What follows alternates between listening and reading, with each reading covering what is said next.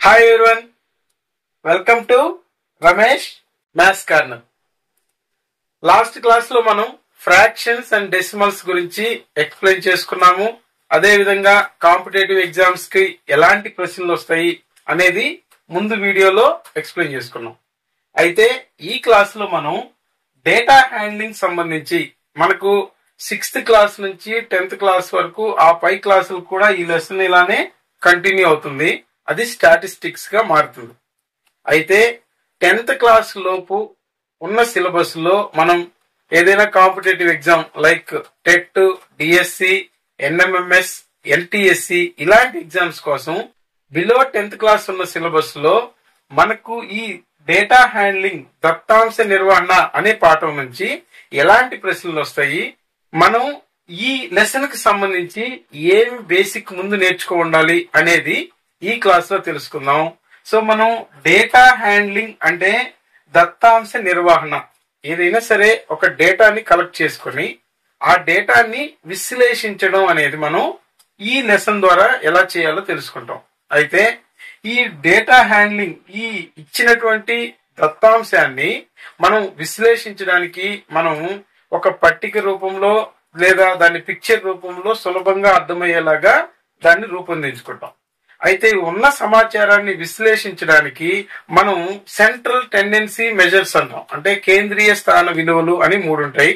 అవి mean, median, mode, వీటి ద్వారా విశ్లేషిస్తాం.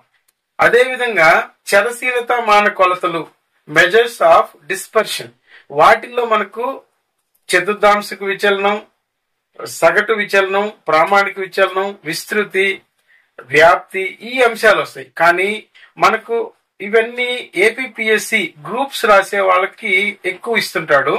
ఇవి నెక్స్ట్ క్లాస్ లో చెప్పుకుందాం. 10th క్లాస్ వరకు గల సిలబస్ లో ముఖ్యంగా మనం నేర్చుకోవాల్సింది సెంట్రల్ టెండెన్సీ వాల్యూస్ అండ్ ఒక్క వ్యాప్తి రేంజ్ అనే దాన్ని మాత్రం మనం చరశీలత మాన కొలతల్లో నుంచి నేర్చుకుంటాం. అయితే డేటా అనేది అన్గ్రూప్డ్ డేటాగా ఉండొచ్చు, గ్రూప్డ్ డేటాగా విభజించవచ్చు. మనకు కాంపిటేటివ్ ఎగ్జామ్స్ లో ఎక్కువగా అన్గ్రూప్డ్ డేటా నుంచే క్వశ్చన్స్ అడుగుతారు. కాబట్టి ముందు అన్గ్రూప్డ్ డేటాలో ఈ సెంట్రల్ టెండెన్సీ మెజర్స్ అనేటివి ఎలా కనుక్కోవాలో ఒకసారి చూద్దాం. సో ఇక్కడ మనకు మీన్ అంటే సగటు, యావరేజ్ అని పిలుస్తాము. ఈ మీన్ అనేది ఎలా కనుక్కుంటామంటే మనకి ఇచ్చినటువంటి రాసులు సమ్ ఆఫ్ ఆల్ వాల్యూస్ అంటే ఇచ్చిన రాసులు మొత్తం యాడ్ చేసి by total number of values, అక్కడ ఎన్ని వాల్యూస్ ఇచ్చినారు 10 ఇస్తే 10తో డివైడ్ చేస్తాం, 9 ఇచ్చింటే 9తో డివైడ్ చేస్తాం. కానీ ఫస్ట్ ఇచ్చిన వాల్యూస్ అన్నిటినీ సమ్ చేయాలి, divided by number of values వేసుకుంటే మనకు మీన్ అనే వాల్యూ కనుక్కుంటాం. నెక్స్ట్ సెకండ్ వన్ చూడండి, మీడియన్ అంటే మధ్యగతము. మీడియన్ విలువ కనుక్కోవడానికి మనము ఫస్ట్ ఇచ్చినటువంటి అన్గ్రూప్డ్ డేటాని ఏదో ఒక ఆర్డర్ లో రాసుకోవాలి. అంటే అసెండింగ్ ఆర్డర్ అయినా రాసుకోవచ్చు, లేదా డిసెండింగ్ ఆర్డర్ అయినా రాసుకోవచ్చు. సో అసెండింగ్ ఆర్డర్ అయినా డిసెండింగ్ ఆర్డర్ అయినా రాసుకున్న తరువాత అక్కడ ఇచ్చినటువంటి వాల్యూస్ n అనేది ఆడ్ నెంబర్ ఆఫ్ వాల్యూస్ ఉన్నాయనుకోండి, అప్పుడు n+1/2 టర్మ్ అంటే 7 వాల్యూస్ ఉన్నాయనుకోండి, 7+1 అంటే 8/2 అంటే 4 వస్తుంది. 4th టర్మ్ అనేది మీడియన్ అవుతుంది. అంటే n+1/2 అంటే 7 + 1 8/2, 4 అనేది వాల్యూ కాదు. ఇచ్చినటువంటి డేటాలో 4వ పదం లేదా 4వ రాశి 4th టర్మ్ ఏదైతే ఉంటుందో అది మీడియన్ అవుతుంది. నెక్స్ట్ అలా ఆడ్ నంబర్ కాకుండా ఇచ్చిన వాల్యూస్ అనేటివి ఈవెన్ నంబర్ లో ఉన్నాయనుకోండి, ఈవెన్ నంబర్ లో ఉన్నప్పుడు average of n/2 term and n/2 + 1 term. అంటే ఇచ్చినటువంటివి 8 ఉన్నాయనుకోండి, 8/2 అంటే 4, 4th టర్మ్ ప్లస్ n/2 + 1 అంటే 4 + 1 5th టర్మ్.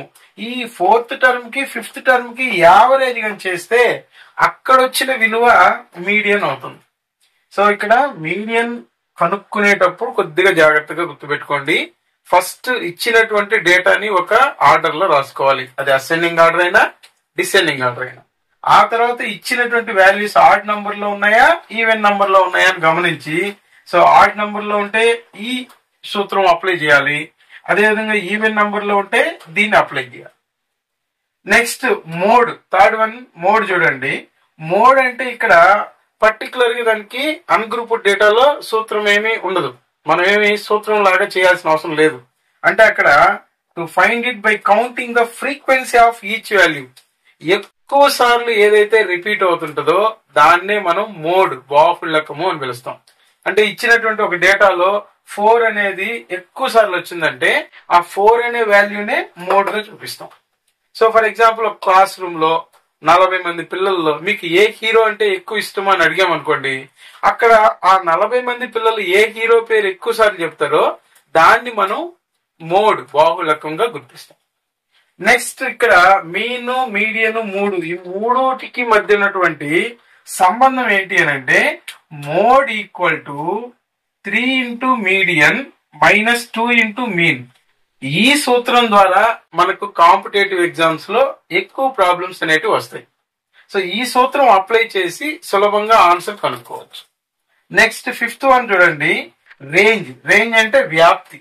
సో ఒక ఇచ్చినటువంటి ఒక డేటాలో, ఆ అన్గ్రూప్డ్ డేటాలో వ్యాప్తి అనేది ఎలా కనుక్కుంటాము అని అంటే maximum value minus minimum value. ఇచ్చినటువంటి అన్గ్రూప్డ్ డేటాలో పెద్ద విలువ ఏది ఉందో గుర్తిస్తాము, చిన్న విలువ ఏది ఉందో గుర్తిస్తాము. అవి రెండింటిని సబ్ట్రాక్ట్ చేస్తే దాన్నే రేంజ్ అని అంటాం. ఇక్కడ మనకు 8th క్లాస్ నుంచి ఈ డేటా హ్యాండ్లింగ్ చాప్టర్ లో ప్రాబబిలిటీ అనే టాపిక్ ను కూడా యాడ్ చేశారు. సో అది 10th క్లాస్ కి వచ్చేసరికి సపరేట్ చాప్టర్ గా వస్తుంది. కానీ 8th 9th క్లాసుల నుంచే మనకు ప్రాబబిలిటీ అనేది కూడా ఇంట్రడ్యూస్ చేశారు. కాబట్టి ఇక్కడ ఈ చాప్టర్ లో ప్రాబబిలిటీ గురించి కొద్దిగా తెలుసుకోవాలి. సో ప్రాబబిలిటీ అంటే ఏంటంటే సంభావ్యత.